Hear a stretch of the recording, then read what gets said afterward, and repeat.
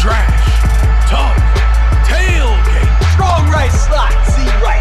Spider 2Y banana seal. You're going to call it like it's your favorite play you've ever gotten in your life. What up, everybody out there in this beautiful football world? You've tuned in to another episode of the Trash Talk Tailgate. I am Mr. Puddin himself, Riley Peters. My partner in crime, as always, hashtag Mr. Copious Notes, hashtag Dr. Preston Rowe, defensive backs quality control coach at Louisiana Tech University. And today we have a very special first guest on the TTT, first comment on any of the TTT YouTube videos, and I'm actually pretty sure the first like on any of the TTT YouTube videos. Mr. J. Sean Anderson, a friend of Preston's, a friend of the show, a friend of mine, and now a friend of all of yours. What's up, man? Welcome to the TTT. Hey, what's going on, everybody? Glad to be here. Fan of the TTT since episode 1. Documented. You can go back to the first video and see my comment. So happy to be here as the first official guest, making history with you guys. Absolutely, man. Making history is beautiful, and we're glad you're here.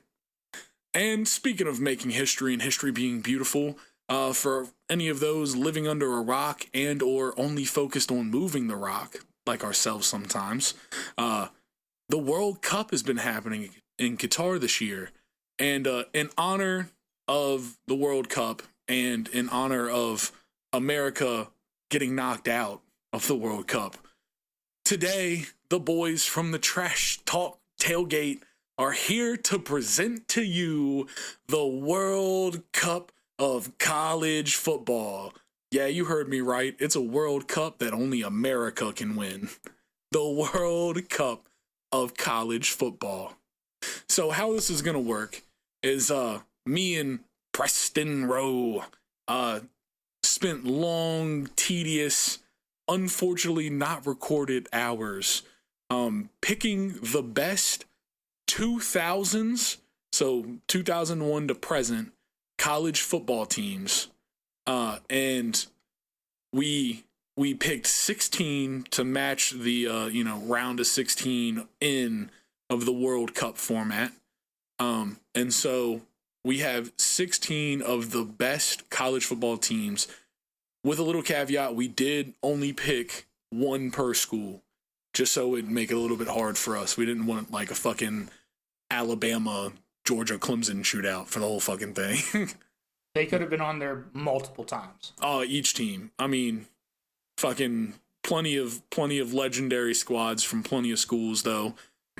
So we put all of our football brain together, and it equaled 1, and 1 is what we came out with. One hell of a tournament bracket. And Riley, can I just say something? Sure, Sue. You're on half of this podcast. Yeah, it's our podcast. And that brings me to my point. Some of these you guys will probably argue and debate, oh, that team, that wasn't one of the best teams. You know, we kind of did it just based on, the best, maybe the most iconic, the most fun to watch, maybe revolutionary teams, and you guys will see what we mean when we actually go through the bracket. But, yeah, definitely. Yeah, we try to, best and definitely best / most memorable. Yep. There's some teams on here that made it into this list because of just certain things. So, there's no chase in this cut, but let's cut to the chase. The first matchup, number 1 versus number 16. Please, Mr. Preston, what is our first matchup? All right. So we've got the 2017 Alabama team, the one that beat Georgia in the national championship in overtime, the one when Tua had to come into the game and win it for them, against the 2010 Cam Newton Auburn team, the one that also won the national championship. And for all those listening out there wondering, yes, we did see the list of teams and go, okay, well, I think the Iron Bowl would be pretty fun. Yeah. You know, we got down there and we were like, oh, these teams are just pretty close. I mean, honestly, this team is probably theoretically better than the 16 seed, but the matchup was too good to let go. So yes, this is an Iron Bowl specific. So how we'll split this episode, just so everybody is aware, me and Preston both picked a team from each matchup and just kind of did some basic notes. So I will go first with the number 1 seed, 2017 Alabama Crimson Tide. Yep. So first and foremost, they had a 13-1 win-loss record. I believe the loss is the SEC championship. Yes. No. They lost and they got knocked out. Got knocked out of the SEC championship. And then they backdoored their way in into the 4th just like Ohio State this year. Yep. Did they win the national championship? Yes, they did. Yes. 26-23 versus the University of Georgia. An absolutely banger of a fucking game. I don't know if any of you out there are nerds enough to do this, but if there's a football game to go back and watch just to enjoy, that's fucking one of them. That's one of them. Yep. Did they have a Heisman on their team? No, they did not, at least at this point in time. So let's get down to the nitty gritty. On their team, notable players. Honestly, this list could have been so goddamn long. Yeah. It really could have been. Jalen Hurts. On the bench, Tua Tagovailoa. Running back, Damian Harris, Bo Scarborough. That team also featured Calvin Ridley, Devontae Smith. Jerry Jeudy, Henry Ruggs. Yep, Jerry Jeudy, Harry Ruggs. Fucking in the defense, De'Aaron Payne, Minka Fitzpatrick, Trayvon Diggs, the other Diggs brother. I mean, I could sit here and list you players all day, but that's just it's a very, very talented squad. There's a reason, not only the talent of the squad itself, but just the pedigree of Alabama. And we felt like they deserve this number 1 seed. Yep. So that's why they're there. Notable wins for that team. They opened the season versus a number 3 FSU. Sorry, Jay Sean. Yeah. Sorry, bud. And that was an unnecessary swipe, but continue. Honestly, we have notable wins for all of them, and I just picked the ranked ones. It's their fault it's FSU's fault they lost Alabama. You are correct. And then they beat number 1 Clemson in the Sugar Bowl, and then of course University of Georgia in the national championship game. I can't remember what it was that year. I think it was the Cotton Bowl that year. Yep. All right. 2010 Auburn, Mr. Preston. So the 2010 Auburn team, obviously we all know they had Cam Newton, won the Heisman, 14-0 record, won the Natty, beat Oregon in the national championship. Notable players besides Cam Newton, they also had Nick Fairley, and not really anybody. What? Nick Fairley was one of my favorite defensive linemen of this era. Yeah. He had a really fucking nasty, stiff shove into like a fucking like a half of a swim move, but he wouldn't let his arm go all the way down because he was ready for the pass block. Yep. Because this was fucking, oh yeah, dude, one of my favorites. Anyways, keep going. Yep. And then they also had a running back, Michael Dyer. You know, he was pretty good in the SEC. Their notable wins. Pretty fucking good. Their notable wins, number 12, South Carolina, number 12, Arkansas, number 6, LSU. They beat number 11, Auburn. They had that huge comeback in Tuscaloosa. That's another game you should go back and watch. You mean Bama, Bubba? Yeah. You said Auburn beat Auburn, my friend. Oh no. Auburn beat Alabama. Yeah. My bad. It was just funny. Yeah, so and then they also beat number 2 Oregon in the national championship. So that was also That was the knee didn't touch game. Yep. Yeah, that was the Michael Dyer knee didn't touch game. So, this is why we brought Jay Sean Anderson in on this episode today. He is going to be our tiebreaker. Yep. Do you guys want to have like stats? So I've got stats. I've got some hashtag copious notes before we actually say who we think would win. That 2017 Bama team, 37 points per game. That was 15th in the nation that year. They only allowed 12 points per game. That was first in the nation that year. Auburn in 2010, 41 points per game. That was only 7th in the entire nation. And they allowed 24 points per game. That was 53rd in the nation. And then if we want to go even deeper, that 2017 Alabama team, offensively, they ranked 9th in the SEC in passing yards, 3rd in the SEC in rushing yards with 250 rush yards per game. Defensively, they only allowed 146 passing yards per game. That was 1st in the SEC that year. And they only allowed 95 yards rushing that season. And I couldn't find the stats for Auburn, but we have the points per game for Auburn. So. You guys, anything else? No. So who you gonna? Well, who wants to go first? All right, I think we should go me, you, and then Jay Sean last as the tiebreaker. Okay. All right. So my pick will be, without a doubt, fucking Alabama. I mean, I love Cam Newton, but whew, that's a fucking hard team. You heard their run defensive stats, and that Auburn team is run heavy. Yeah. Yeah. I mean, plus, their defense wasn't great. They allowed 24 points per game. Like, as much as I love Cam Newton and that Auburn team, if there's not going to be a tiebreaker here, I'm going to have to go with the 2017 Bama as well. I think that team would – I think it would be closer than people would initially think, but – Only if Cam started hot. Yeah. It would require Cam Newton coming out the gate firing. Yep. And there's literally no other way I see. Jay Sean, I mean, still give your opinion, my friend. Who do you think would win? Yeah, I mean, obviously my vote doesn't really matter. You guys had a consensus. I do, for the most part, agree. That Auburn team, I think, is a little underrated. I know when we look back on it, it seems like Cam Newton and a bunch of guys, but that team did have some players on it, man. They did. I remember they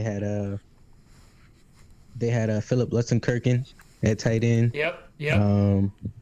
They had 2 really good receivers. I think Sammy Coates and Emory Blake were both 2 guys I remember from that team. Yep. Who were kind of SEC standouts. So they were. I think, obviously it kind of got overshadowed. The thing about Cam Newton is he's a kind of bigger than life personality. And so, obviously he did bring a lot to that team. I was about to say, and I mean, he was the heart of that fucking squad. He was. Oh, absolutely. I mean, you could see when he got fired up, that whole team played different. But I mean, like I said, Nick Fairley was like one of my favorite defensive line players of that era. Like, he's someone that I would watch and try to mold my game after. So I mean, he was nasty on that defensive fucking line. Yeah. I mean, he would impact running games himself. No, Nick Fairley was definitely a monster. And they had Josh Barnes, who's been in the league for a while too, a linebacker at that time too. So so definitely, that definitely team was good, but it's just, that Alabama team is that Alabama team is so fucking nasty, dude. You guys said their names, the stats. It didn't matter what quarterback they had playing. I was gonna say it didn't matter what running back they had playing. No. I mean, at one point in the season, I'm pretty sure their 2 starting wide receivers were hurt, and they still were fucking saucing. Like, it's going to be hard. It's going to be hard to beat that Alabama team. Is that against the law? Well, do you think I care? Okay. Roll down Tide. But we're going to find out who's going to try to beat them next. I just want to say something real quick, though. Okay, yeah. Okay. No. Preston, you go. You go, Jay Sean. Okay, yeah. You go. Jay Sean, go. Yeah. I just want to say, I feel like if anybody out there is an Auburn fan, they're going to be a little disappointed that you didn't pick their earlier 2000s unofficial national championship team. The 04 that had team. guys like, yeah, Jason Campbell, Cadillac Williams. You know, I think a lot of Auburn fans would have. Yeah, you know, I feel like Auburn fans might have maybe preferred you guys pick that team, but I think that Cam Newton team was better. But it's close between those two, closer than people might think. I mean, it's the actual trophy versus the unofficial trophy at the end of the day. No. Yeah, very true, very true. So, and that's, I mean, honestly, when we were making our choices for some of the teams, that's really what it came down to. Yeah. Like there's a few squads that we pick here that it's just like they got the trophy. And can I just say something real quick though? I just want to shout out Jay Sean, just pulling those names just out of his ass, bro. No notes. Jay Sean does not have hashtag copious notes. He has a hashtag copious mind. That's beautiful. Hashtag copious football mind. Yes. Nah, I've always loved the game, and a little tidbit: Jason Campbell was one of my favorite players growing up. Oh fuck yeah, dude! Listen, that's why you're here. That's why you're here. People now know. Dude, all right, Mr. He's gonna Preston. be back. He's gonna be back. Let's hit him with the number 2 matchup here. All right. So for this, you want to say it or should I? Nah, I'm gonna let you say it. All right. So in this matchup, and again, this might seem a little bit one-sided initially. We've got what most people would probably say is the greatest team of all time. The 2001 Miami Hurricanes. The one that was just stupid stacked with Ed Reed, freaking Sean Taylor, Clinton Portis, Willis McGahee, Frank Gore, Andre Johnson, Vince Wilfork, all of those guys. Against the 2012 Texas A&M Johnny Manziel team. Hey, not fucking Johnny Magic makes it happen. Texas A&M. Yep. All right. So let's just go. All right. I mean, hit him with the U. Break down the U for him. I will break down the U. All right. Also, while you're prepping the hashtag copious notes, shout out to my wife's little sister for getting into the U. Nice. She just got the fucking acceptance the other day. So Woo. Yeah, man. So the 2001 Miami team, they went 12-0. Hey. Obviously, there wasn't a playoff or anything like that back then, but they it was did good old days. Yeah, back in 2001. They did win the national championship. They did not have a Heisman Trophy winner. I've already kind of gone over some of their notable players. Some more that I didn't mention. Jonathan Vilma, Jeremy Shockey, Bryant McKinney. Love the fucking shock. Yeah, dude. One of my football coaches was like his fucking third cousin. Really? Yeah, seriously. Dude, that's awesome. I mean, he always made jokes about it. He's like, he's my cousin, but I've never seen him.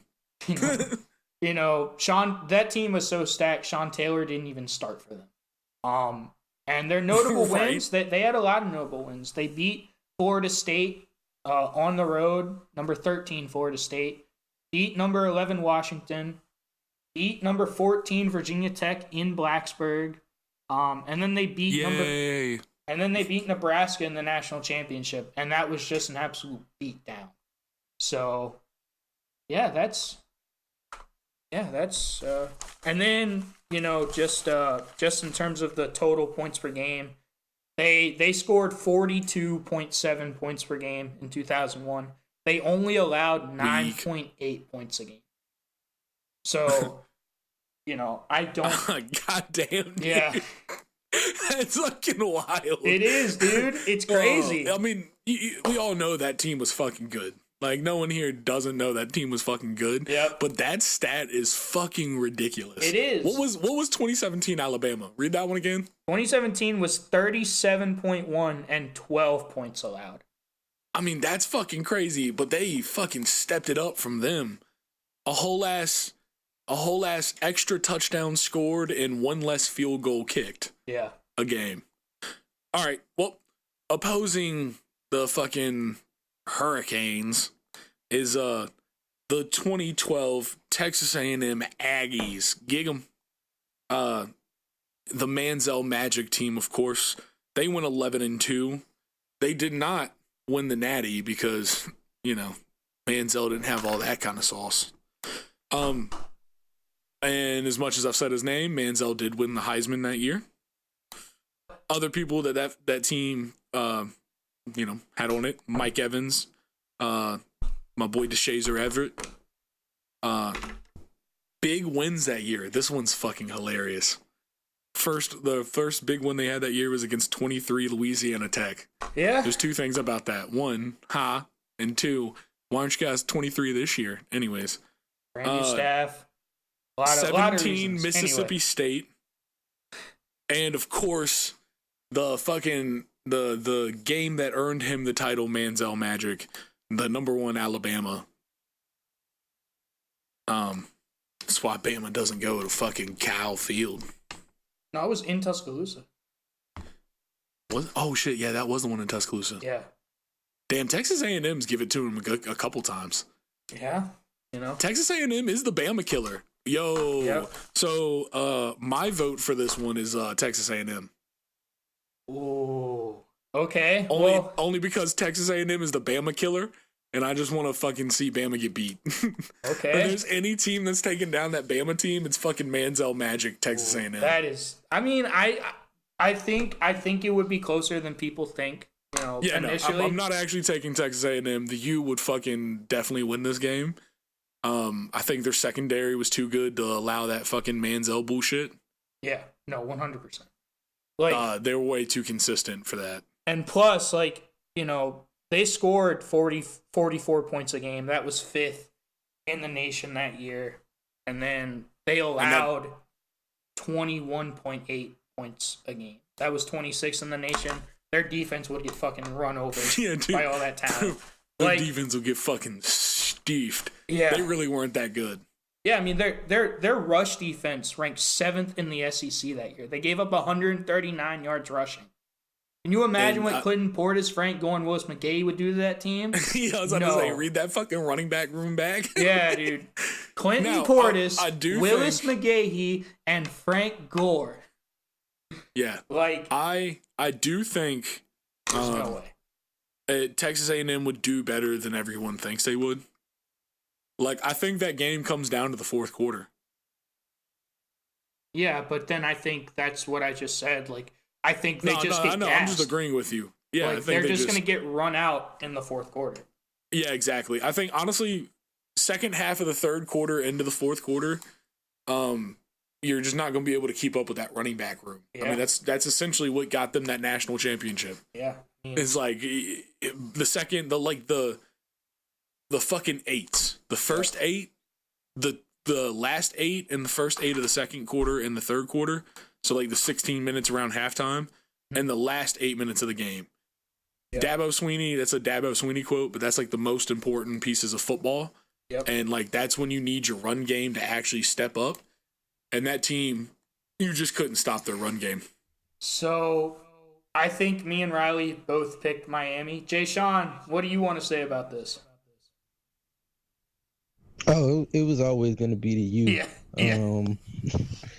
Obviously, Texas A&M has an advantage at the quarterback spot, and I think going forward, that's where the U could be vulnerable. Yep. Is those teams were never quite known for great quarterbacks, just great everything else. Mm-hmm. Yeah. But yeah, this round, I mean, look, Johnny Manziel, Mike Evans, it was magic, but the U got it.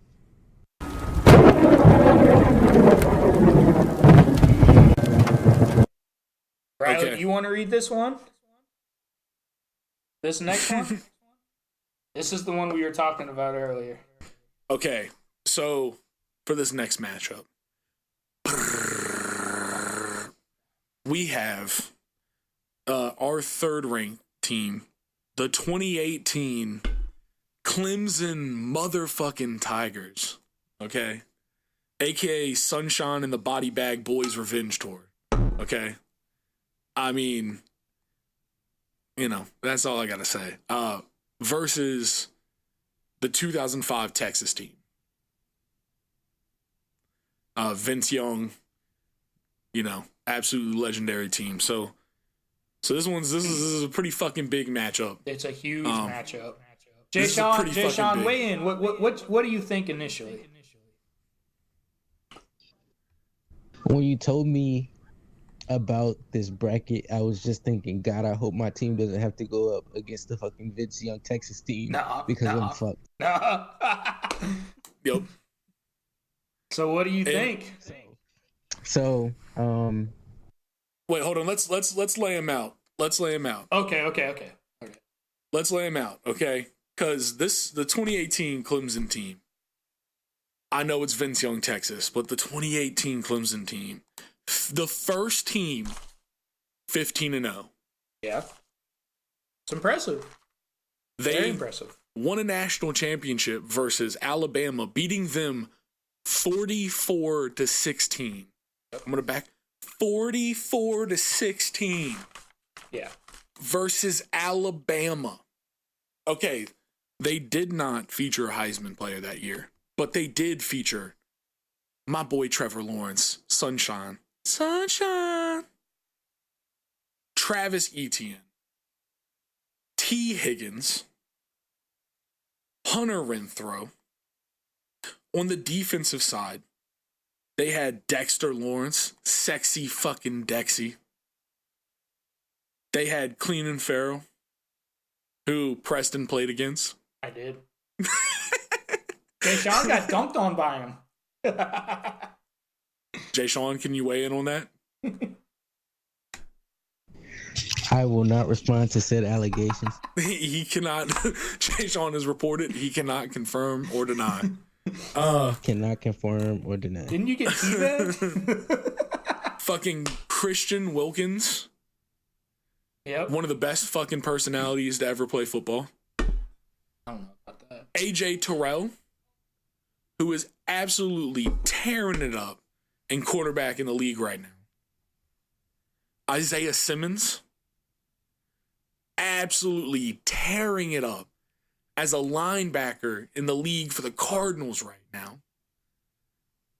I mean, BT Potter, who in the Clemson's last football game became Clemson's highest scoring player, in running for potentially one of the highest scoring players ever in the NCAA. You just got to make a lot of field goals in the fucking playoffs. Yep. Yeah. I mean, this team is stacked to the gills. Stacked to the gills. Let's talk about some of their notable wins. Number 16, NC State. That was one of the first years that NC State really put it on Clemson too. That was like one of the first years where it was scary. Number 17, Boston College. That was a very fucking good Boston College team. Number 3, Notre Dame, aka the game that made me came. Oh my god. Damn, that was such a good game before the national championship. And then, of course, blew them out. That's a great game before the national championship. Okay, all right. Whatever. Is that not? I mean, I didn't say that it was a great football game. I said that was a great game for your team to have before the national championship. Yeah, okay. Like, that's a great team for Clemson to have, me as a Clemson fan. Okay, I get it. Continue. Okay. Nah, it's your turn. Give us 2005 Texas. Well, now that Riley's finished slobbering all over Clemson, let's go to who I think would actually win this game. The 2005 Texas team. A lot of you remember that Rose Bowl as maybe the greatest college football game ever played. They beat the 2005 USC team that was trying to cement itself as a dynasty with Matt Leinart, Reggie Bush, Melinda White, with Pete Carroll as the head coach. But Texas, they were the Giant Slayers that year. They went 13-0. They beat USC in the national championship. Vince Young came in second to Reggie Bush in the Heisman Trophy ceremony. That's not what the question is.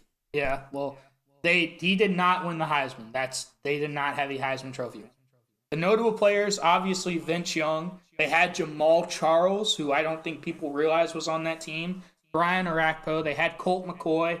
Brian Robinson, who was a very long-time NFL player for the Minnesota Vikings. Cedric Griffin. Michael Huff. So now let's go to notable wins. They went into Columbus and beat number 4 Ohio State. They beat number 10 Texas Tech, number 24 Colorado, and then they beat number 1 USC in the national championship in the Rose Bowl. So, let me just give you some stats on both teams.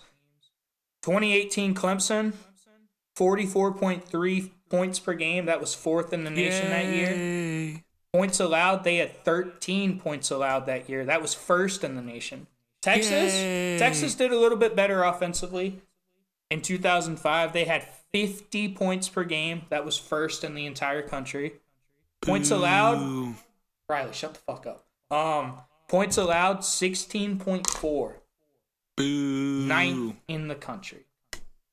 So, I also gotta say, they fucking scored 50 points a game because they fucking innovated the read option with Vince Young. Like, really, really early fucking read option shit. Yeah. I mean, Rich Rod is kind of credited for that, but Vince Young is definitely, he definitely should be credited with that as well. So now... That's what I'm saying. Yeah, They fucking... Like, they scored 50 points a game because they were running some shit that would take over the league. Yep. Both of them. Well, college and football in the NFL. College and football. Fuck. So now, Jay Sean, what do you think? What do you think of this matchup? Yeah, this comes down to you. So, my friend, you have the floor. Yeah, I mean, it's tough, man. That Vince Young Texas team is very nostalgic, right? You want to side with that team. No, you don't. The reality of it is I have more respect for that team in the sense that there was a lot more parity at the college football level at that time. In-state recruiting kind of meant a little bit more than it does now. Mm-hmm. Yeah. But obviously, in the modern landscape, that Clemson team is just stacked. Stacked to the fucking gills, dude. Dudes on top of dudes. I just want to say, this is another point. I think Isaiah Simmons, okay? For those of you that don't fucking know, please just go watch some Isaiah Simmons film from college or the NFL. He specializes in shutting down very fast, very mobile quarterbacks because he's built like the best of them. I mean, my man's 6'5", 230, 240. Like, just so fast and just so smart. Like, I think he matches up perfect against Vince Young. It's a good point. That's just, and I will leave it on that one player because he fucking deserves it. Yeah, no, I agree. I mean, I think it's Clemson. Honestly, it's got to be Clemson.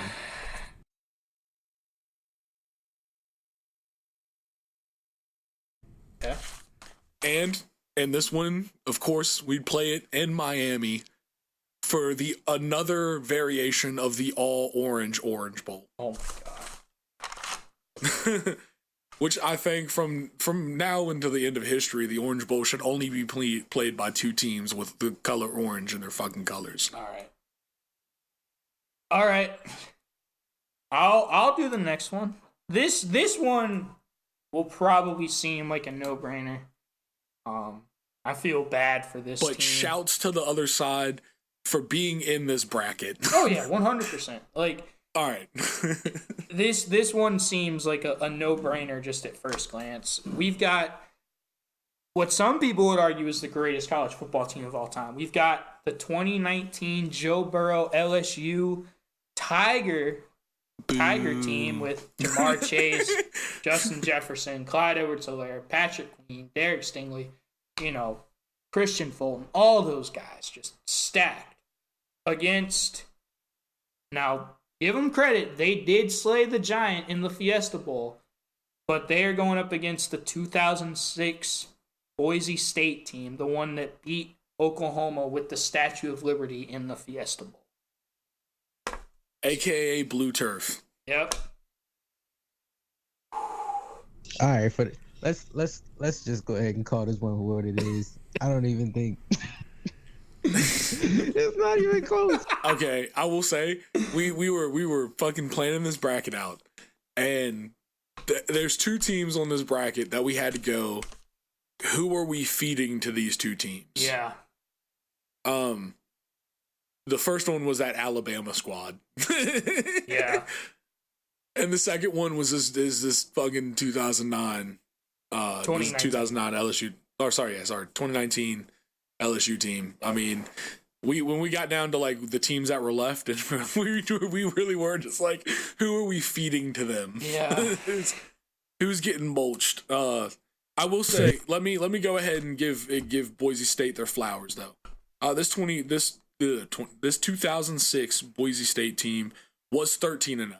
Okay. Now, we went back and forth pretty hard. This is honestly one of the hardest ones to pick a year for. Yeah. And it kind of came down to having a trophy versus not having a trophy. And it was I guess it wasn't even that. It was just, this was also memorable. It's very iconic. We chose 2006 over the 2009 team because at the end of the day, both of them are going to get fed. So why not go with the team that has the most hype? Yep. Yep. So they went 13-0. They didn't win a natty, but they did get Power 5 fucked. Yeah. Or sorry, non-Power 5 fucked. Mm-hmm. 100%. There's no doubt about that. They did not have a Heisman winner, but they did have Orlando Scandrick, who I did not realize was on this team. So I was like, oh shit, no way. Corey Hall, Ryan Claney, and fuck, I'm not even trying. The name will be on the fucking, look at the graphic and see the last name. Can't even try it.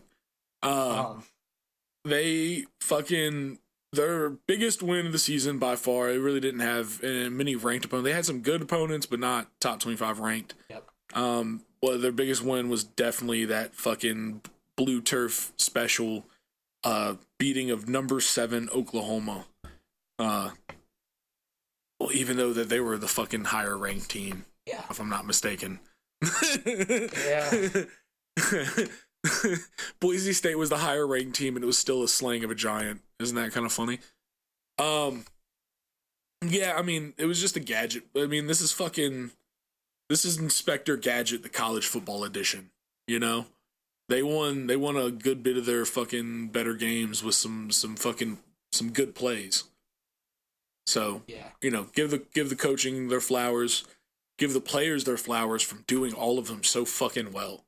Yep. That was one of the most disciplined teams in recent college football history, I gotta say. Like, they didn't fucking make many mistakes, but you know, let's tell them about LSU. So I already went through, you know, who all is on their team. They went 15-0. Obviously, they won the national championship. But this schedule is why a lot of people consider them to be maybe even better than the 2001 Miami team, just because of the schedule that they played. They beat number 9 Texas in Austin on the road. They beat number 7 Florida, number 9 Auburn. They went into Tuscaloosa and beat number 3 Alabama. They beat number 4 Georgia in the SEC championship. Beat number 4 Oklahoma in the semifinal. And then they beat number 3 Clemson in the national championship. So that schedule is why a lot of people consider that team to be the greatest. But, you know, I think Jay Sean said it best. You know, we're all gonna go LSU on this one. Also, this fucking the 2019 LSU team is the only football team to make me cry as a grown man. Oh my god. That national championship hurt my fucking soul, dude. It wasn't OJ Howard getting just wide open on your fucking incompetent safeties in 2 national championships. You know why that one didn't hurt? Because we had incompetent safeties. The reason why that LSU team fucking hurt is because our coverage, you can watch that entire game. The coverage was good the whole fucking game. Yep. Joe Burrow and Justin Jefferson just fucking beat us. Yeah. They were just better than us, and it hurt. Yeah. Beat the shit out of y'all. It hurt. Dude, AJ Terrell got his fucking ass smoked in that game. And he's a very fucking good corner. Yeah. Bro, I watched like 10 minutes of that game. I said, this shit ain't even about to be. Listen, dude, I'm one that believes that sometimes you just have to take your pain so you can really enjoy the good. So I watched that entire fucking game. I watched every second down to the last fucking second. Yep. And even watched Joe Burrow smoke that goofy ass cigar at the end of the game. All right. It's okay. I hate Joe Burrow too. Why do you hate Joe Burrow? Because he plays for the Bengals. I fucking hate the Bengals. Why do you hate the Bengals? Why do you hate the Bengals? Jinx.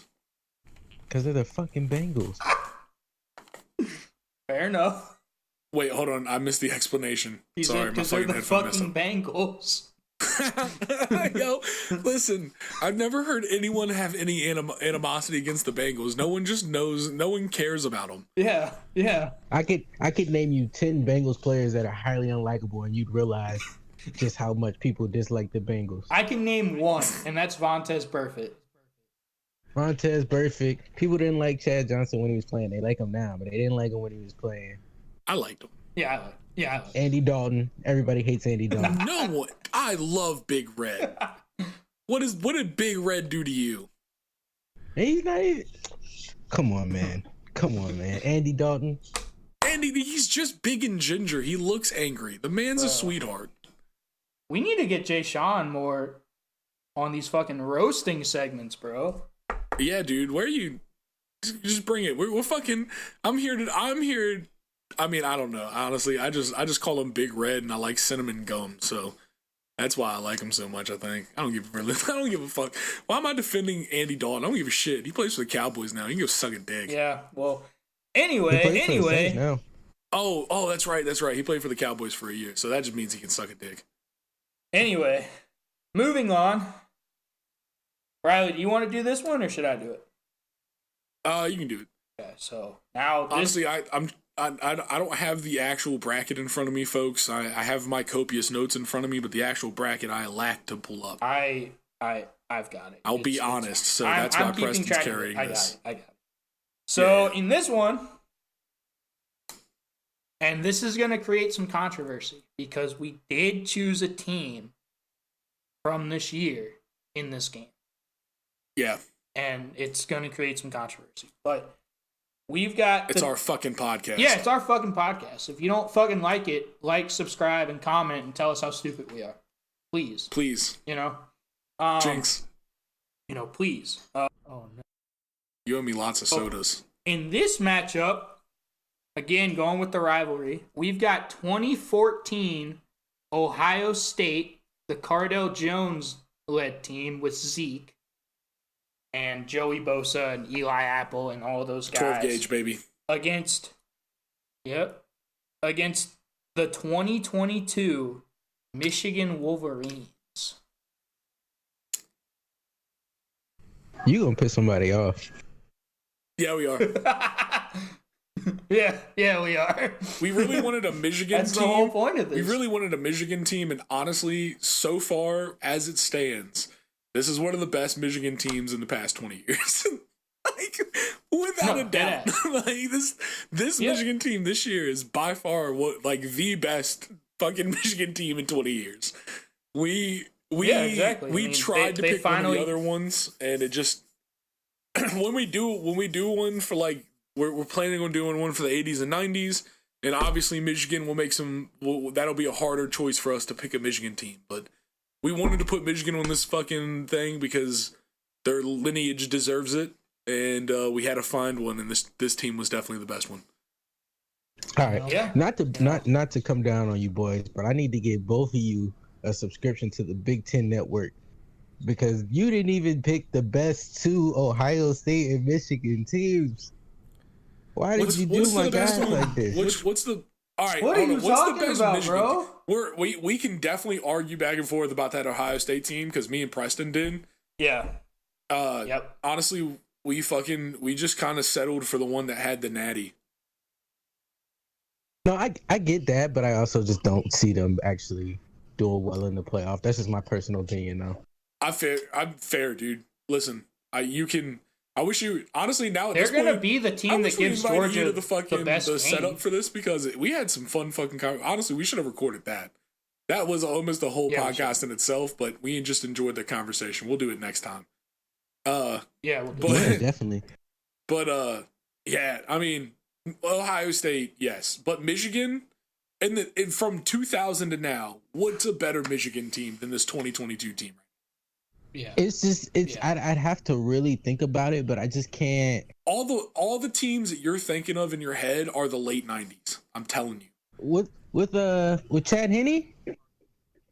Yeah, but they didn't beat Ohio State. They weren't that. Yeah, That was the 2006 team, wasn't it? Well, I thought, I don't know. I may be mistaken. I just feel like when I think of like great Michigan players, last year obviously they had a lot of players like get drafted pretty highly. They had a really good defense, right, with Ojabo and but this team this year is better than last year. They are empirically. The numbers are in. I do think that it's a better, more well-rounded team. Michigan I hate teams that can't get the quarterback right. It irritates me. I fucking understand it, but when you run the ball as well as they do, it doesn't fucking matter. I mean, you should hate Georgia then. Well, I like Stetson Bennett though.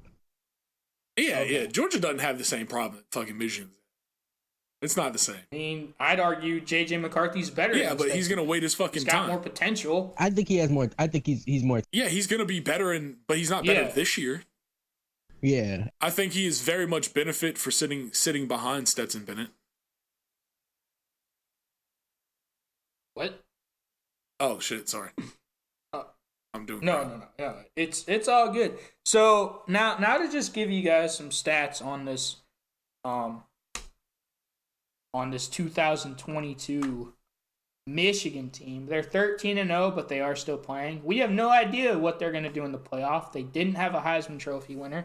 I think Blake Corum should have been invited to New York, but that's just my opinion. They didn't want Obviously, they have Blake Blake Corum. He's out for the year, unfortunately. Donovan Edwards, all saw what he did against Ohio State. We have film of it in a past episode. We do. So good, check that out as well. JJ McCarthy, and then also probably their most reliable receiver, Ronnie Bell. They don't have that many notable wins though. They beat Penn State, and then obviously they went into Columbus and beat Ohio State when they were ranked number 2 in the country. So not a lot of wins over great teams, but obviously 2 top 10 wins. So that's huge. Riley, do you want to do this Ohio State team? That team was 14-1. They won the national championship 42-20 versus Oregon. Team pisses me off. They didn't have a Heisman winner, but they did have Zeke himself. Cardell Jones starting, JT Barrett on the bench, Curtis Samuel at running back, now killing it at fucking wide receiver with Washington, but fucking running back, fun shit. Joey Bosa, Eli Apple, Adolphus Washington, Raquan McMillan. Their notable wins, number 7, Michigan State, number 11, Wisconsin, and then they beat number 1 blew them the fuck out. Yeah, number 1 Bama, and then obviously that Oregon 42-20 national championship. Yep. So just some stats on both of those teams. 2014 Ohio State, they scored 45 points a game. That was 5th in the nation. They had 22 points allowed, 26th in the nation. This year's Michigan team, 40 points per game. That's 7th in the country. They only allow 13.4 points per game. That's good for 5th in the country, so, yeah. Those are some just stats for you. This one's tough for me. Yeah. I really think, and I'm just going to go first, I think Michigan probably gets this thing done. I mean, I just think Michigan's ability to run the ball and then play action. I get it. Ohio State secondary was really good that year, but I think Michigan, I think they're just able to pound the rock and get it done. because Ohio State's defense, they weren't the best. They allowed 22 points per game, so I think you can beat them running the ball. I just think Michigan out-physicals. Yeah, it's kind of crazy thinking about the players they have there. But you do got a fucking point with that. I mean, I don't know. That's still a really good defensive line. And they definitely fucking proved it. Yeah. I mean, I don't think it would be. I don't know. Ooh, it's such a hard fucking. I don't know. I mean, as just an Ohio State fucking Michigan thing, I guess we should assume that it's in like neutral ground. Let's say it's at like I'm saying like fucking Rose Bowl, like somewhere where both teams have to fucking travel to get there. Like a big bowl game, like the Hawaii Bowl, like some shit like that, dude. Some shit like that. Like I'm saying both away, like a game far enough away that like the fans really have to travel, and like that shit isn't really the cause of any of the fucking. Because I will say, if this was a home game for either team, I would probably go that, because that tends to be a real decider for this fucking rivalry when the teams are both good. Damn. Pick a team. It's hard, dude. I mean, I think I gotta side with Michigan. Yeah. Oh my god, you make it interesting. Fuck. Fuck Ohio State. Sean, what do you think? Okay, hey, it's interesting. You're gonna go Ohio State? Yeah. No, I definitely would have went with Ohio State. I just feel like that team was so explosive. Yeah. And the problem with teams that run the ball well is that when you sell out to stop the run and you force that quarterback to pass, it kind of speeds up that game, right? So when you run the ball, you want to run clock as much as possible. Yeah. And I felt like that Ohio State offense was almost like with those early, it wasn't as fast paced as those Chip Kelly offenses at Oregon, right? But it was just like it could strike you out of nowhere, and it didn't matter who was playing quarterback. It could be JT Barrett, it could be Cardell Jones, it could be Braxton Miller. So yeah, I would have went with Ohio State. I just feel like that offense was really explosive. Yep. I feel you, man. I will let the world know mine was all a biased call. These prayers ain't working anymore. We can move on. Now, these might be one of the hardest ones we've got out of this whole bracket. And as soon as I say these teams, you guys are going to be like, what the fuck? So I've mentioned them earlier in the show, but we've got the 2004 USC team with Reggie Bush, Matt Leinart, and Lindell White, a team that lost to Vince Young in Texas a year later in the national championship. But they won the national championship in 2004. A lot of people thought they were going to be a dynasty. And they're going to match up against the 2008 Tim Tebow, Percy Harvin, Florida. A.K.A. Warden Meyer makes Pastor Tebow go the longest yard. I mean, he's fucking... Just initial thoughts. What are our initial thoughts on this matchup? Fuck the Gators. I fucking love it. Exactly. So petty. Exactly. Yeah, I mean, man, it's so fucking. It's just such a hard matchup. I mean, it's give Reggie his fucking Heisman back for sure. Yep. And while we're at it, can we delete his relationship with Kim Kardashian? He got ruined by her. God damn it. That's facts. Check it. But nah, man. Let's talk about this 2008 Florida team. They went 13-1. They beat Oklahoma in the national championship 24-14. So we picked 2008 Florida. Do they have a Heisman player? Yes, technically. Tim Tebow won it in 2007 and was obviously still the quarterback. Notable players, of course, Mr. Timmy T himself, Pastor Tebow. The Pouncey twins. Two of my favorite fucking... Dude. Honorary always bubs. Honorary bubs in my book, man. I don't give a fuck. They love him.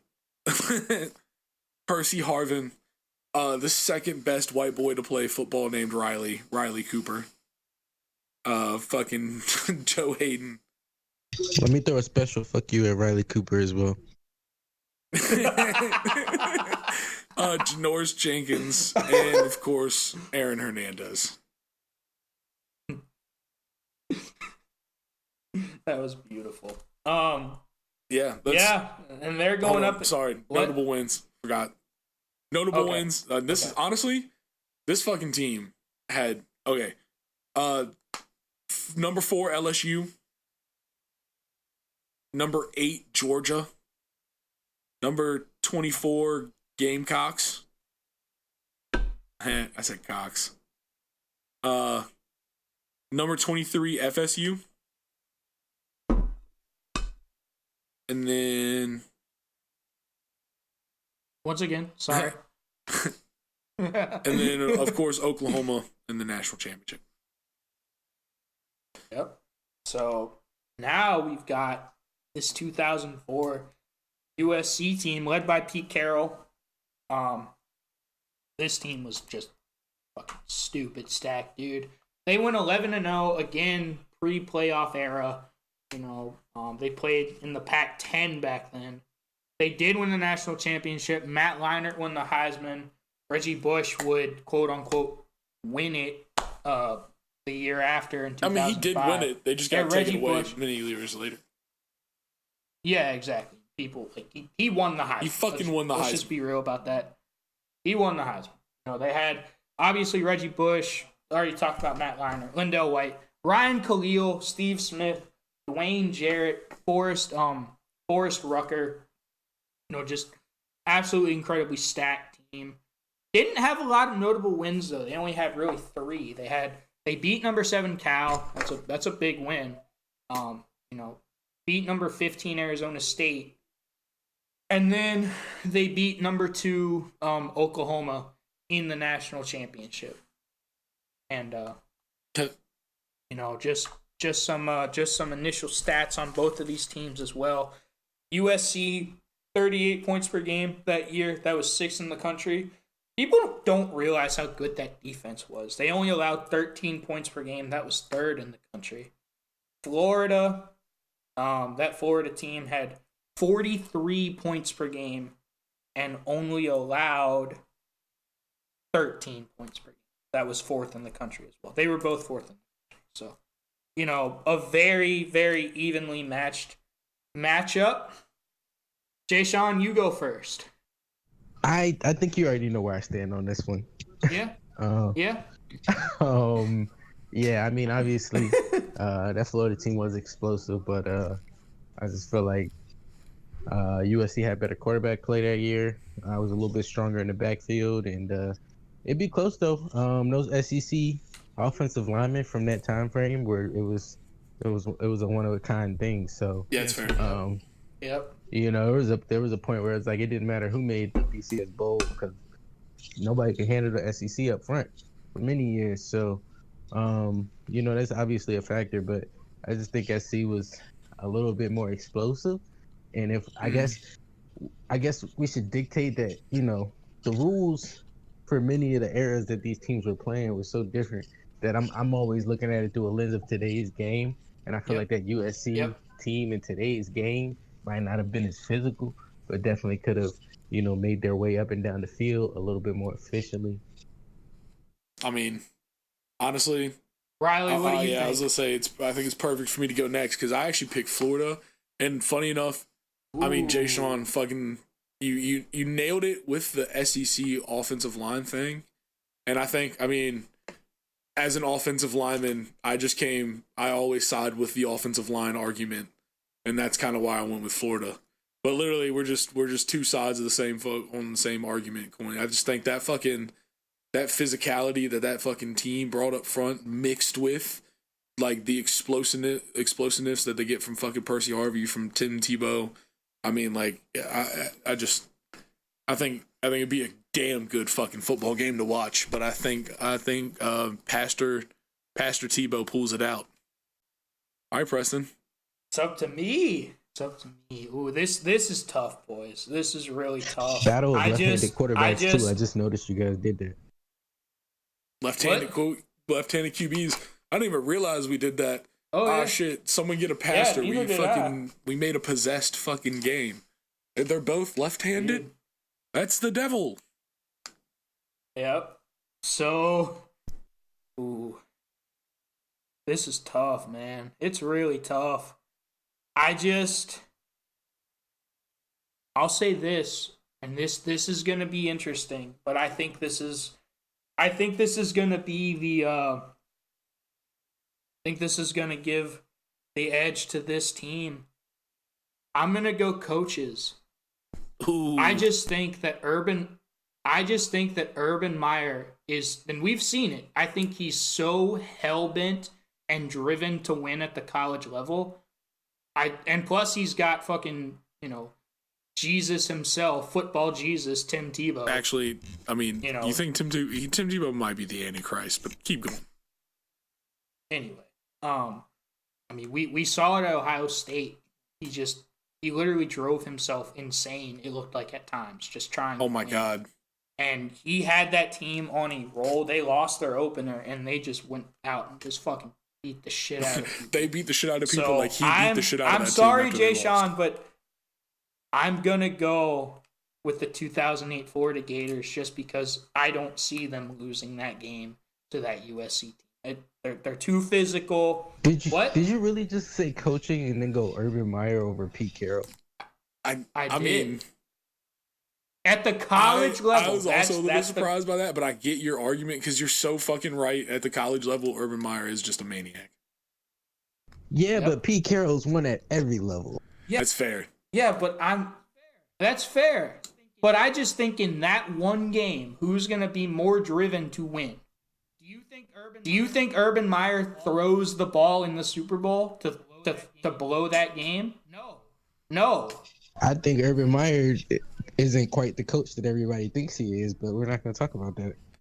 I mean, at this point, You can... I think he was that coach. I mean, I definitely agree that he when he went downhill, man, he went downhill on a cliff. But I mean, I think at this point he was a good coach. Like, I think this was before he was actually nuts. You guys know that scene in The Waterboy where like the coach from like the big state school like stole the smaller coach's playbook and he used it for 20 fucking. That's what I imagine Urban Meyer is. 100%. Like he never. I don't think he's ever had an original football genius thought. I think he's really good at finding. And we're not even saying. I mean, the point is that he will fucking go to the end of the earth to win a football game. Oh no, 100%. I don't disagree with you, but unless he also was willing to buy Reggie Bush's mom a house, I don't think he's winning that game. Yeah, you know what? Fuck it. True. That is a great point. Fucking true. But nah, I mean, I don't know, man. Ooh. Just the physicality. I mean, that's what gets it for me. I don't give a shit about the coaching. Fuck both of them. I think those lines, man. I'm a big boy. I'm a bub lover. I can't help it. I am one. Yeah, I just think the SEC wins out in that era. And I think Urban Meyer. I don't think Urban Meyer is going to lose that game.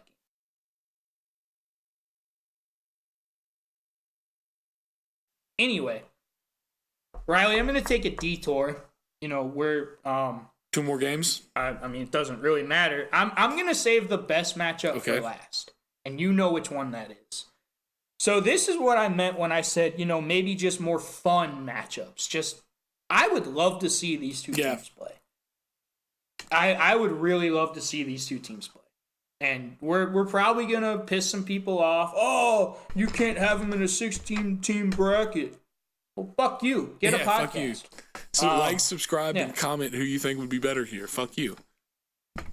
Exactly. So, it pains me to say this as a Virginia Tech fan, but we've got the 2010 Oregon team with Michael James, Kenyon Garner, the Darren first Thomas. Ducks to spread them off to see.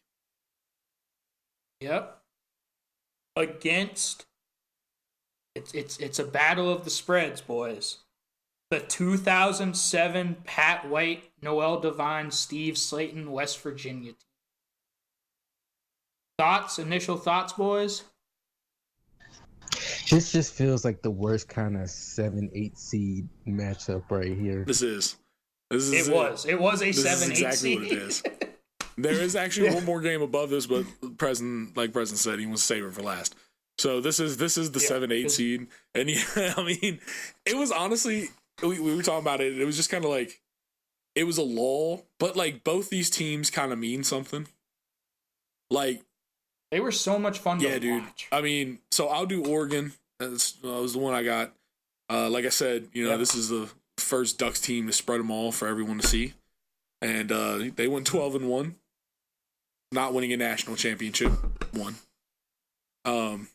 No national, no Heisman that year, but Michael James, Kenyon Barner.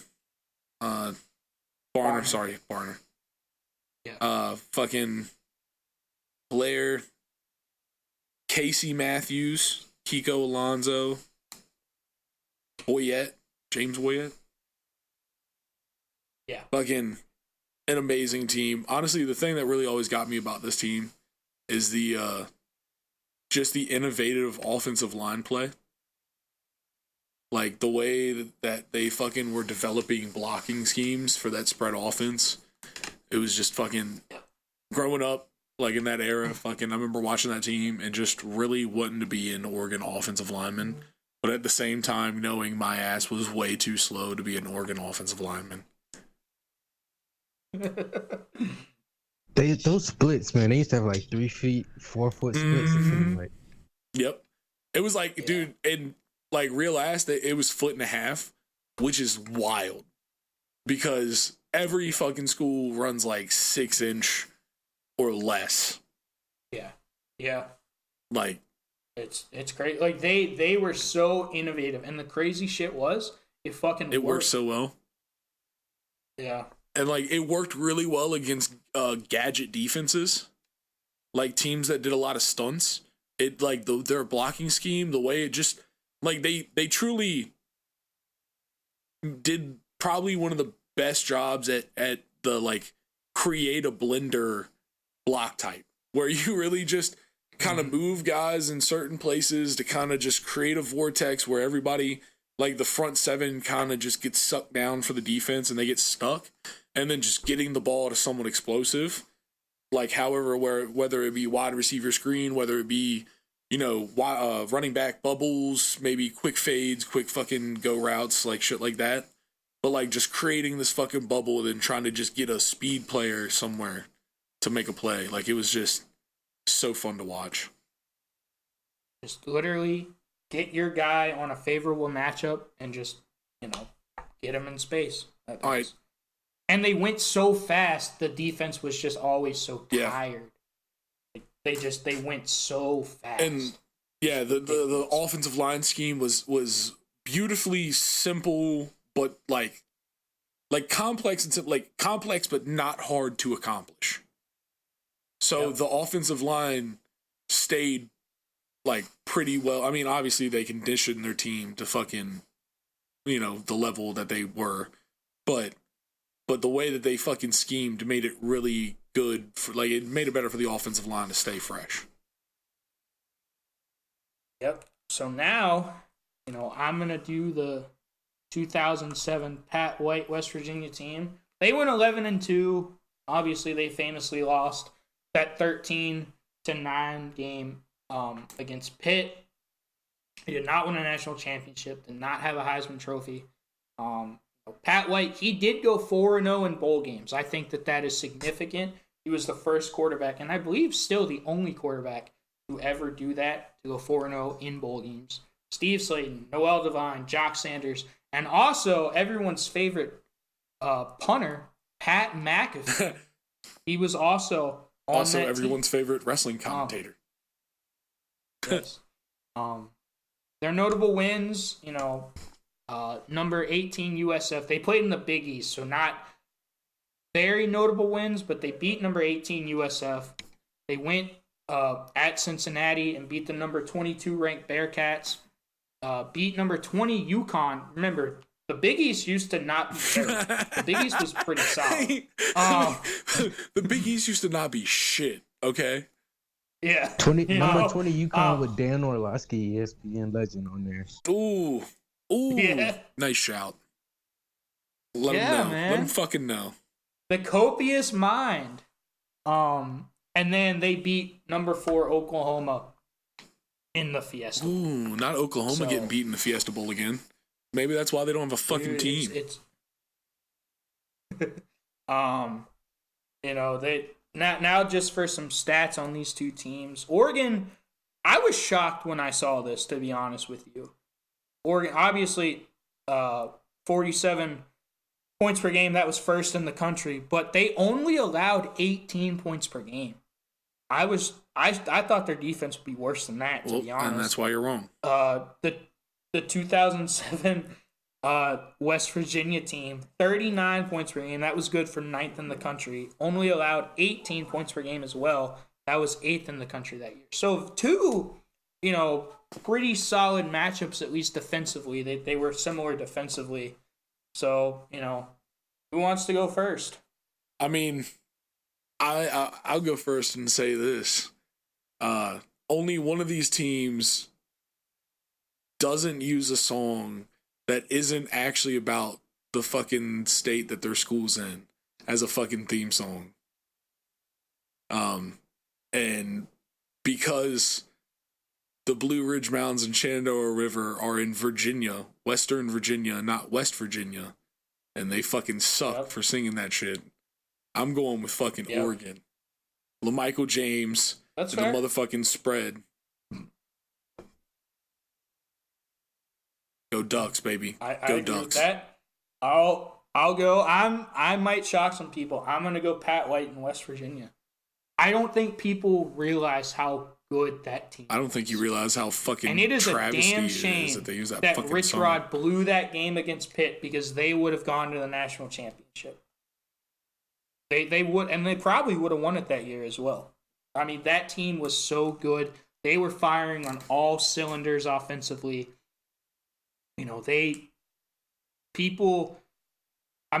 That team is credited with kind of putting the read option on the map with Pat White, Steve Slade, Noel Devine, Jock Sanders. I'm gonna go West Virginia. I trust Pat White in a big game. That's fair. He was 4-0 in bowl games.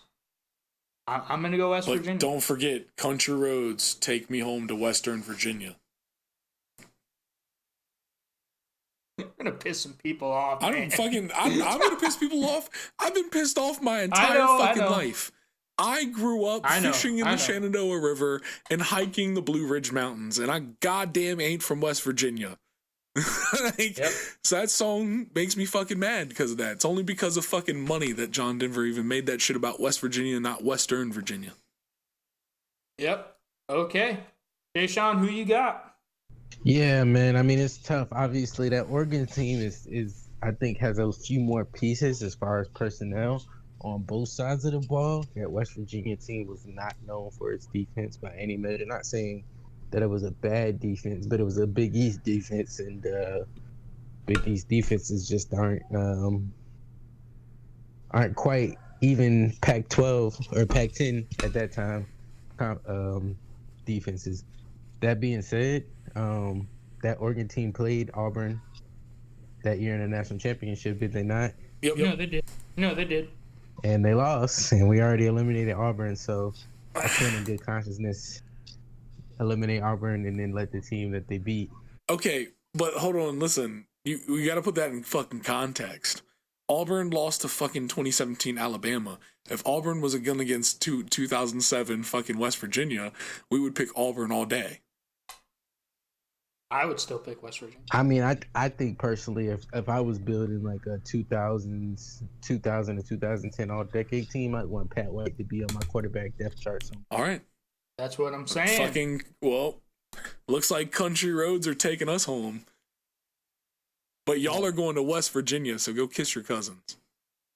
I also used to live in West Virginia, so, there's that. You did. I'm sorry. You did. That's true. Wait, hold on. What part?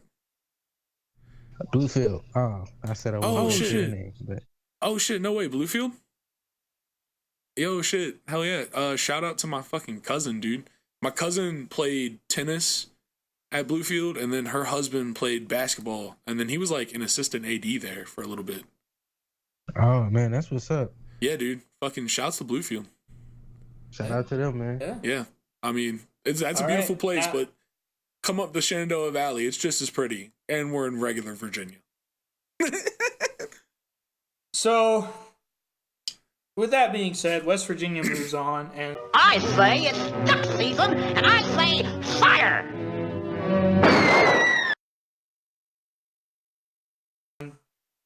Honestly, I'm not hurt there. I appreciate both of those teams. because they're gonna lose in this they're gonna lose. In the Yeah, next anyways. round. I mean, and this is why, because this is why we saved this matchup for last. Because I would argue this is the best matchup out of any of these.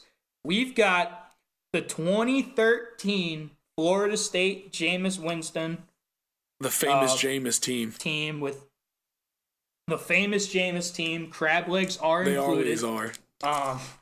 They always are included. Against last year's Georgia team. How you feeling, my friend? I feel like I got fucked over. But yeah, I mean, look. Honestly, when you talk about like sheer dominance, top to bottom, at every level, offense, defense, special teams, in the trenches. I mean, I think that year all 5 of Florida State's offensive linemen ended up going to the NFL. Not that They same did. year, but They did. that starting 5, Rodney They Hudson. I'm gonna just let him take it. I want to say, what was his name? Menelik Watson, I think was his name. Wait, can you break down that entire season? Like everything, like win, loss. Did they have a Heisman winner? Did they win a national championship? Can you do that entire breakdown off the top of your head right now? I definitely don't remember the entire season game by game. No, not game by game. Just like the breakdowns that we've been given for every team. Yeah. Just like a quick overview. Big wins, honestly, there weren't a bunch of big wins that year. So I'm keeping There it a weren't. buck. The ACC was trash that year. I mean, we had They beat Clemson. say They went into Clemson and fucked them up. That one hurt. we were just clicking. I mean, it wasn't strength of schedule was definitely a factor. But obviously we just had to play the schedule that was given to us. Yeah. I mean, honestly, you beat Clemson, which means you're a pretty damn good team. I mean, we beat Clemson, but that was a transitionary period for Clemson. It's true. It was transitioning from the trash to the glory. Well, it was transitioning from the great but not quite elite, right? Which was like the Taj Boyd into the elite, right? So it wasn't quite. Hey, don't you talk shit about Taj Boyd, man. No, I said Taj Boyd was great, but he wasn't. The team, the team wasn't elite at that point. I got to watch. Taj Boyd is probably the best football player I ever saw watch in person in high school. He played at Phoebus High School in Virginia, in Hampton, Virginia. And so my former stepdad, fucking coached at Bethel High School in Hampton. And like I got to watch Taj Boyd absolutely sauce his fucking team, which was hilarious. And it was fucking beautiful. No, yeah, Taj Boyd was great, man, and I always try to support players from Virginia if I can. Absolutely. And of Shout out course, to Florida State also had a great quarterback from the 7-5 by the name of E.J. Manuel, but we're not gonna talk about him right now. Yeah, he's not on this one. I mean, he is on it, but he's not like. That's all good. This is famous Jameis. Yeah, no, Jameis was just special that year, man. I mean, He's different. that receiving core, there wasn't a superstar, but guys just played their part. Rashad Green was really great. The backfield, it had Devontae Freeman, James Wilder Jr. were both really good. That defensive line, Timmy Jernigan, Mario Edwards Jr. I mean, 5 stars on top of 5 stars on top. Eddie Goldman. Eddie Goldman. Yeah, he was a fucking savage. Shout out to DMV for that one too. Yeah, man. LaMarcus Joyner. You're missing a huge one. He was a freshman that year. Oh yeah, Jalen Ramsey. Yeah. PJ. No, not PJ Williams. Yeah, PJ Williams. Yeah, Oh, PJ Williams. Carlos Williams. Kelvin Benjamin. oh Kelvin yeah, that's right. Benjamin, of Fucking course. zero Kelvin, baby. Yeah, dude, zero Kelvin, baby. Man's all ice. So yeah, man. I mean, that team was just stacked. Obviously, I think Georgia's defense last year was very impressive. Offense left a little bit to be desired. If I'm, I mean, Yeah, they did. it's I just, even if the quarterback play isn't always great, I mean, it's not like Georgia's cranking out first round running backs. nah, but You know,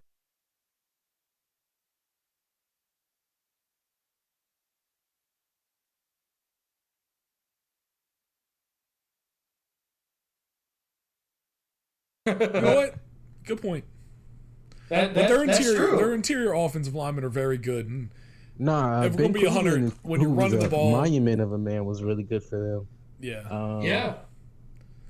But I just feel like this year offensively they're taking a step. Obviously, Stetson Bennett was in college when I was in middle school, so no, it's crazy though because I definitely graduated 3 years ago, and that was a year late. And this man was born the same year as me. I was about to say, nah, like he fucking is my age, and I've been out of college for years now. Yeah. Yeah, nah, this man is like Chris Winkie, but he didn't have to do the baseball thing first. Did you guys see the Lamar Jackson Stetson Bennett comparison? Just out of curiosity. Yeah, Yeah, the like- same age. Yeah. Like Lamar's been in the league how long? And He's on his 5th year option. yeah, and Stetson Bennett's still in college, and they're both the same age. So I mean, Like, obviously, wow, I would bro. I would hope he would be able to be explosive at this point. Obviously, last year they didn't know who they wanted to go with at quarterback. Yep. I mean, sometimes the biggest enemy to Kirby Smart is Kirby Smart. True. I just believe Now that's what you call smart football. you could argue it is or it isn't. Yeah, no, I mean, I think that Georgia team brings the heat defensively, but I feel like that team had a lot of Nick O'Leary at tight end, who I didn't even mention before. No. Won the Mackey Award. Yeah, he did. Jack Nicholson's grandson, which they mention every podcast, used to annoy the fuck out of me. I was like, why do we have to bring this up every time? But I just did the same thing, so I can't talk. But no, yeah, I mean that team was just really, really good, man. I mean, it was a blessing for me because I, being a Florida State fan and being my age, I kind of missed the golden years. But that was like, Y'all are getting back, though. huh? Y'all are getting back. We ain't gonna talk about that. Anyway. hey man, you and one of my favorite comedians, Bert Kreischer, both FSU fans, both hoping for a comeback. I mean, it's better. Y'all are better than what we are right now.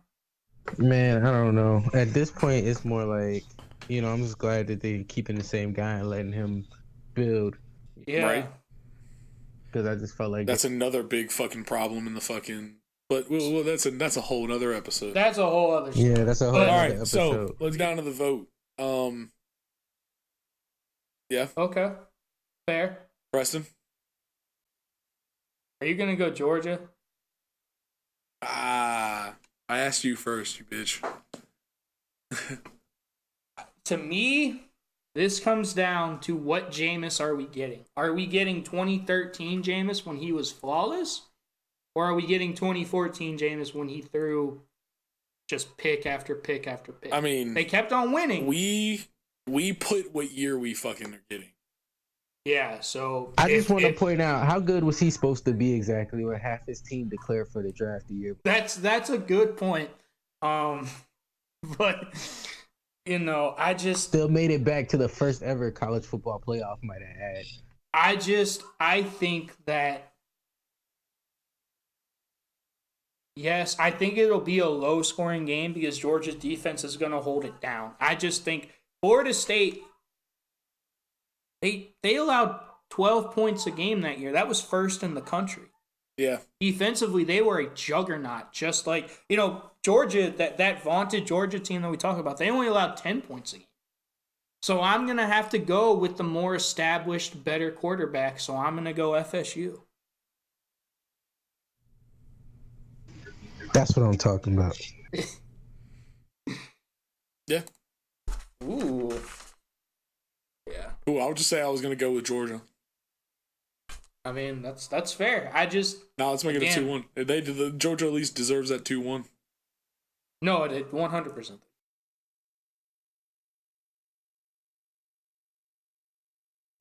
No, All no right, disrespect boys. to Georgia. I feel like it would be it's like a fucking- 14-6 game or something It would. like that. No, it Yeah, literally but I would just- be. It'd be like that Clemson game. It'd be like 10-3.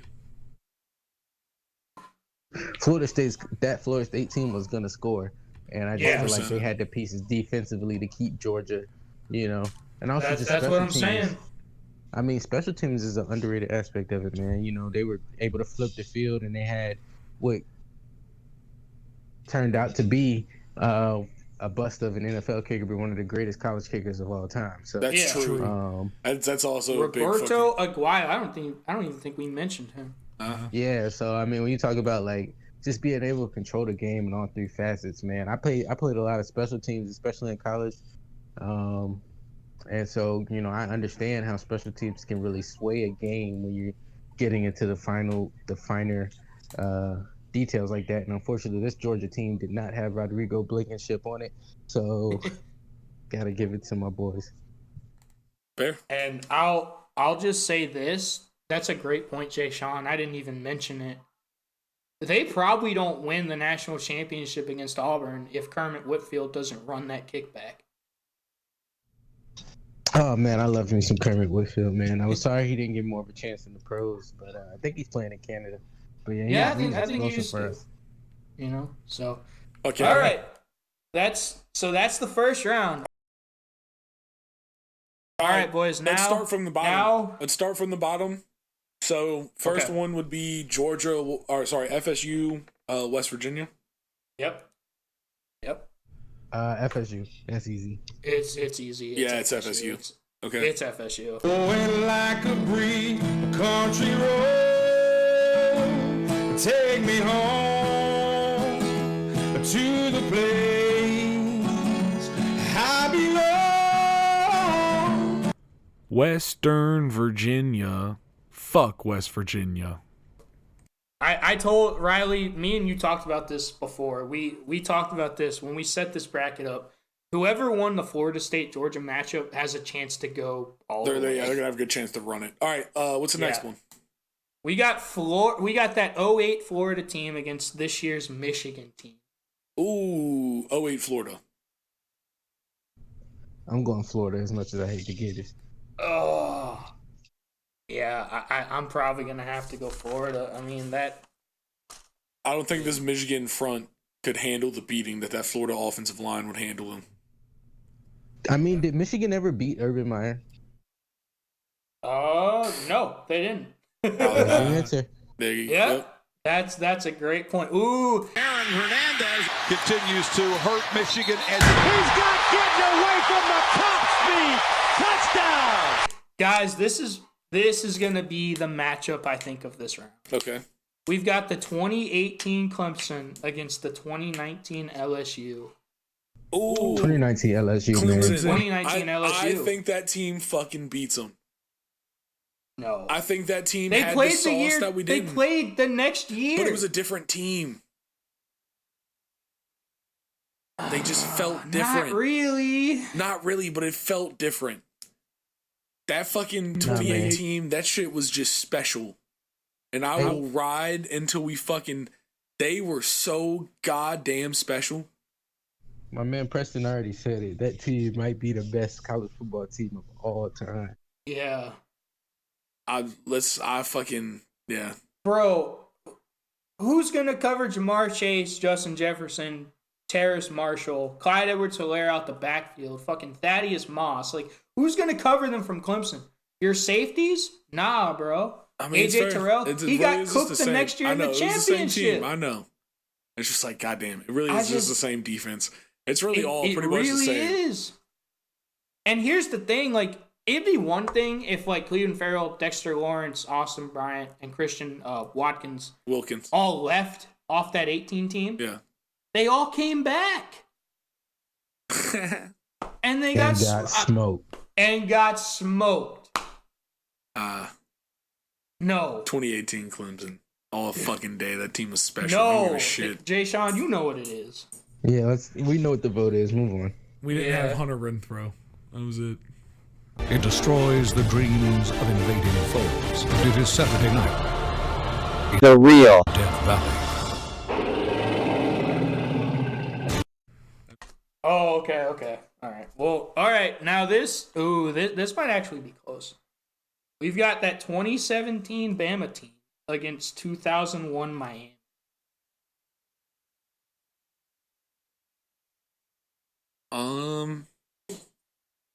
Do we need to go in depth on the stats on this one?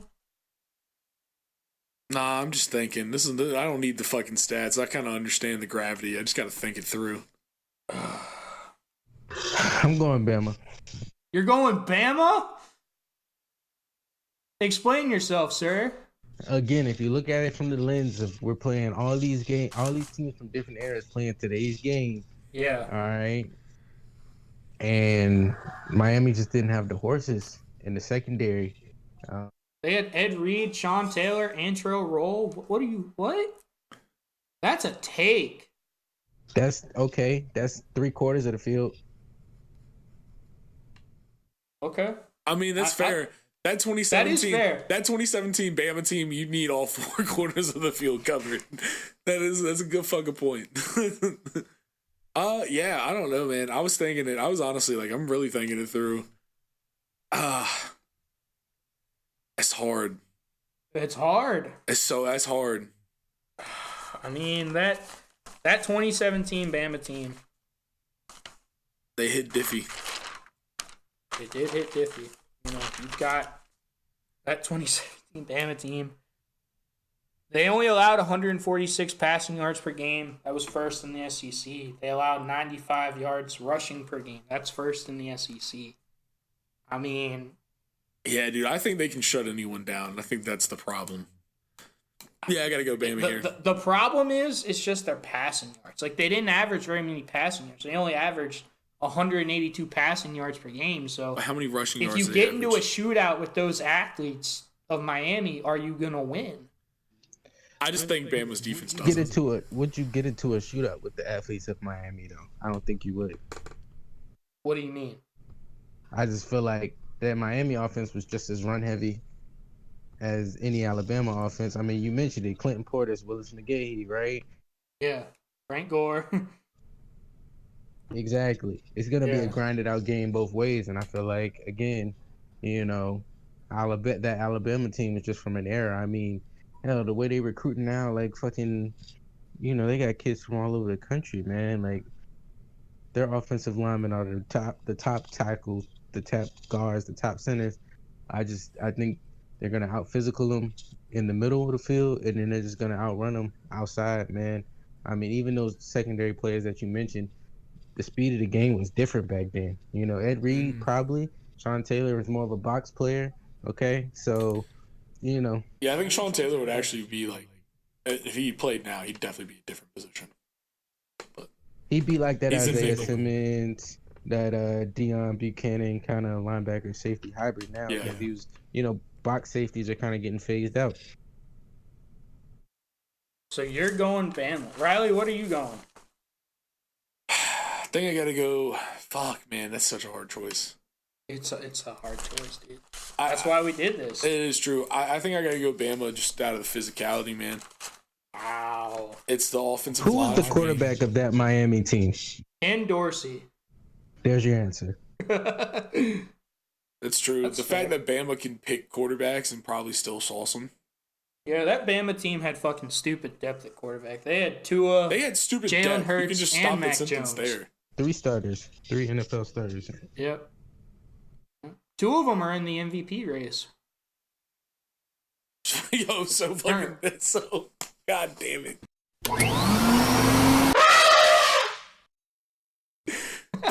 Yeah, it's hard to pick against that Bama team. All right. Bama LSU. Speaking of hard to pick against that Bama team. Oh shit. All right, boys. Let's put our fucking thinking caps on. 1, love to watch it. Oh, 100%. Any of these matchups I would love to watch. Fucking. I'm gonna give it to LSU. Just off.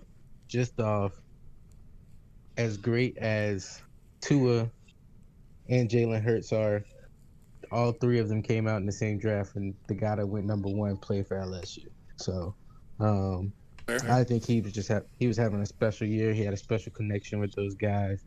Oh, I'm sorry. I don't get that argument with fucking Clemson, but you get it with LSU. Oh man,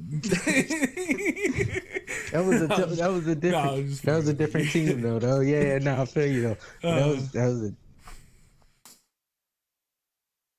Nah, that team is different. Honestly though, man, fuck. I think I still got to give it to Bama, dude. I think that Bama team could have hit him in the fucking mouth.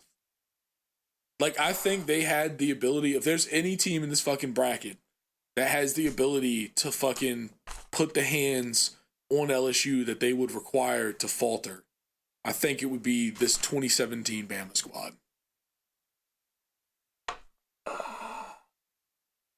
I mean, this might sway you guys a little bit, just going in depth on the stats.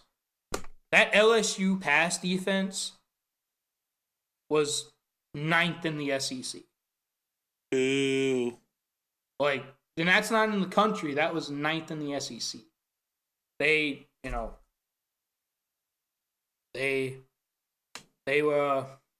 were not great. They were going to church. They were holy. Yeah, I mean It didn't matter. Joe Burrow was out here dropping fucking 40 a game like Jordan. It doesn't matter, but it does matter when it's fucking that team versus, like, when it's these 2 teams. Like, I think this is the shit that this matchup actually comes down to. What was the closest point spread on that LSU year for any of their games? Closest point spread. That's a good question. It looks like it was when they went to Tuscaloosa and it was 6.5. And they wound up beating that Alabama team. Would they beat that Alabama team by? That was a really close game. Yeah, that only helps my point then, because this team is way better than that team. They won their college football playoff game against Oklahoma 63-28. And then they beat Clemson 42-25. They beat number 3 Alabama on the road 46-41. So these dudes, look, that year was just different, man. It was, that was their year. I mean, once again, and this time I more mean it. But I don't get to use that argument for fucking Clemson. You don't get to use it for LSU. I think this fucking Bama team will, like, actually smack them in the mouth. It's the one thing Clemson couldn't do, and I think this team could fucking do it. Because that defense was just so fucking, like, it was just everywhere had talent. So, Riley, you're rolling with Bama? I've got to. Yeah, I feel like it's up to me. I feel like they fucking hit on this time. I just want to point out it's been 3 years and nobody has figured out how to stop Joe Burrow and Jamar Chase to this day. Just throwing it out there. That's true. That is true. I mean, let's see when they hold the trophy in the league too. And do you know what T. Higgins did? Sauce. If you can't beat him, join him. He did. If you can't beat him, join him.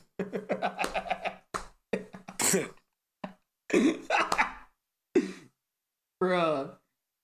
I mean, Jay Sean brings up some really great points. That 2017 Alabama team was stupid stacked. Just they had depth, they had talent. all over the place, especially at receiver. But I think it's crazy, though, because if you were to compare just the receiving course of that, yes, you got Alabama, you've got Henry Ruggs, obviously he would have been a star, but he had to go and, kill someone while drinking and driving. Don't drink and drive, had Henry kids. Ruggs, Jerry Jeudy, Devontae Smith, who won the Heisman later in his career at Bama, and what am I missing? Unfortunately, Jay Sean had to leave. He had to be somewhere, but it's okay. We're running a little bit long anyway. So we're gonna tighten this shit up fast. All right, who were you on? I just think that when you talk about those receivers, yes, Alabama has more of them, and they're all really good. But Jamar Chase and Justin Jefferson are, you could argue, the two best receivers in the league right now. Yeah. So I'm going to go with LSU. And Joe Burrow, Jay Sean said it best, they still haven't figured out a way to stop him. Like, that Joe Burrow, Jamar Chase connection was special. I'm going LSU over Bama, man. All right. Roll Tide, what? Fuck you! LSU Now takes we've that got, I can't believe he had to miss this one. The Florida State matchup. Oh, shit, no way. Dude, he had to miss it. Fuck, that sucks. I think that Florida State team, I think Florida State's the first team that can beat them. I agree with that. Yeah. I really do. I think it is. Yeah. I think their physicality matches up well. We didn't talk about this when we talked about Florida State initially. They outscored their opponents that year 723 to 170. That is a level of dominance that we have not seen in college football. Yeah.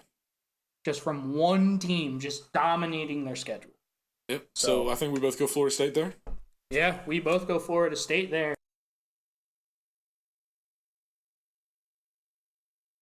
All right, what's next? We got the final. The championship. We got the 2019 LSU team against the 2013 Florida State Jameis Winston Crablegs team. Okay, so I say since he's gone, but we know what he's voting, I think. I'm just going to make his vote Florida State. It's going to be Florida State. So we'll put him as an honorary Florida State vote. That way, me and you, I guess if we want to argue, we can. But fucking, it's LSU versus Florida State. Hard, dude. This is a hard one. Holy shit, this is hard. I mean, if this LSU team has taken out Clemson and fucking that Alabama team, there's no reason that they're not better than this fucking Florida State team.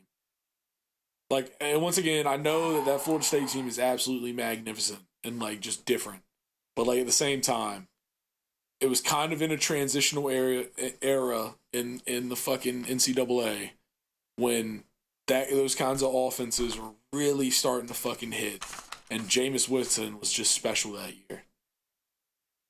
Yeah. But like, I mean, I don't know, man. But at the same time, LSU's main fucking weakness is that secondary. And I mean, it would all be about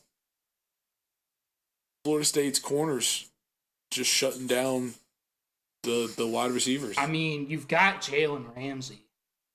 But he was only a freshman. Did he actually play?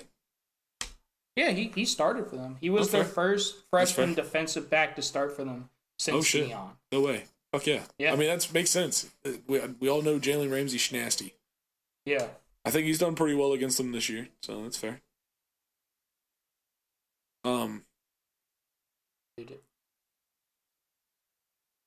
So you can say one of them gets taken out.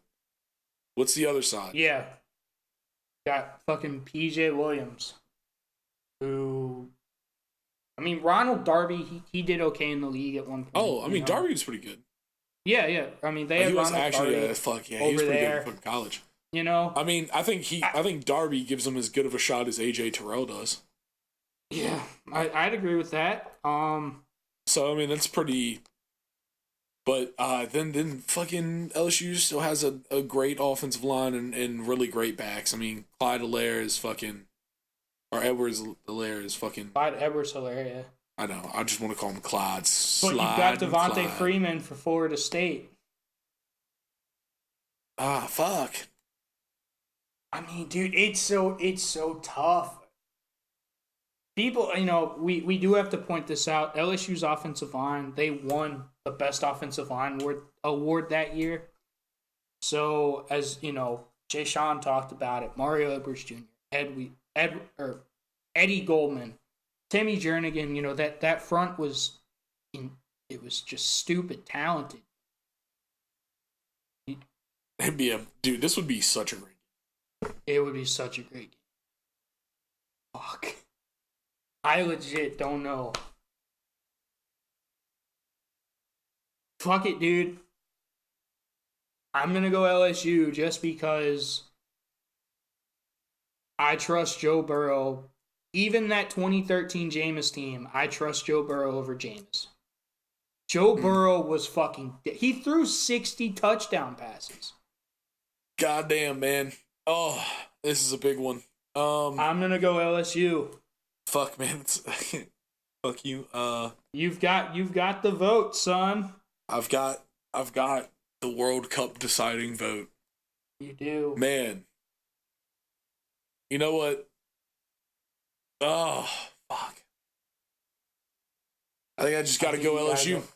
I think I got to go LSU. You got to go LSU. Yeah. I mean, if they're going to be special, they're going to be fucking special. I agree. Yeah. 100% agree. All right, man. Well, I think LSU. Before, LSU, we have voted you the best team of the 2000s, 2019 LSU. Congratulations to Joe Burrow, Jamar Chase, Justin Jefferson. You are the TTT's team of the 2000s. You are the 2000s World Cup of College Football champions. Yes. Ladies and gentlemen, there it is, the Seminole seafood scourge destroyed by the cathedral of college football. And worship happens here. Oh, and now here it comes, the Pope of college football, Nick Saban, majestically bestowing his crown upon the Tigers. Ladies and gentlemen, what a bracket. What a podcast. Congratulations to LSU. Yeah. Before we go, though, I do want to say one thing. We had some very sad news early in the morning, late last night, whatever you want to say. The head coach of Mississippi State, Mike Leach, was hospitalized. He was flown in a helicopter to a hospital in Jackson, Mississippi. And from what we know right now, he had a very bad heart attack, very severe heart attack. And he is in critical condition. I'm not going to speculate anymore. That's just what we know. So our thoughts and prayers go out to Mike Leach and the entire Mississippi State Bulldog family. Mike Leach is one of the great characters in all of college football. Yeah. I love Mike Leach. So yeah, we hope he makes a full recovery. All 11 prayers from the TTT, for sure. And another we want to fucking thank Jay Sean for coming on, being such a great addition to the fucking show. That was awesome. He was great, man. I think Riley agrees with me. We definitely are gonna have him on again. All right, folks. Well, we appreciate you for joining. Hope you enjoyed. If you want to say anything, fucking leave a comment. Tell us that we're dumb. Whatever you want. We enjoy it. Give us suggestions of who you think should be number one, or who got snubbed. You think fucking Florida State should have won it? Okay. If you think Miami should have won it, okay. But you got to tell us though, because you don't have a podcast. It's our podcast. All right, folks. So we're out of here. Like, subscribe, comment. Peace. Yep.